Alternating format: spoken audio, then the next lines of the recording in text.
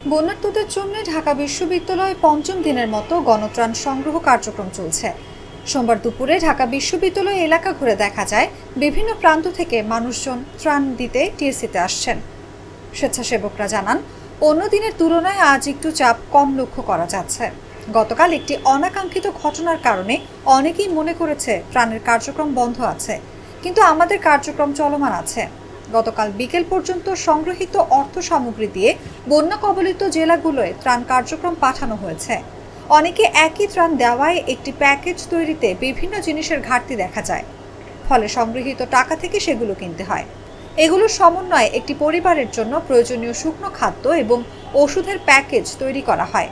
এরকম 800 থেকে 1000টি প্যাকেজ এবং 20 থেকে 30 কেস পানি দিয়ে একটি ট্রাক পরিপূর্ণ করা হয়।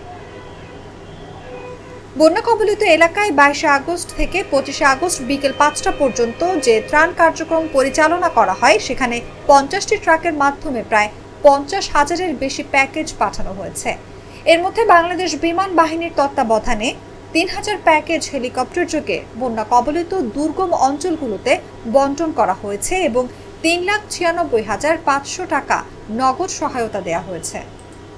আজকের গণত্রাণ সংগ্রহ কার্যক্রমে ঢাকা বিশ্ববিদ্যালয়ের টিএসসি এলাকায় শুধুমাত্র নগদ টাকা ও ওষুধ সামগ্রী নেওয়া হচ্ছে, আর বাকি প্রয়োজনীয় জিনিসপত্র কেন্দ্রীয় খেলার মাঠে জমা নেওয়া হচ্ছে।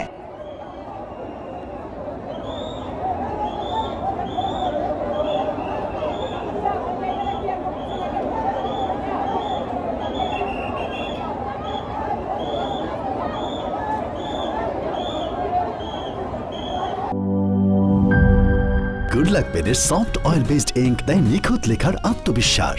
Good luck pen, make your lakh.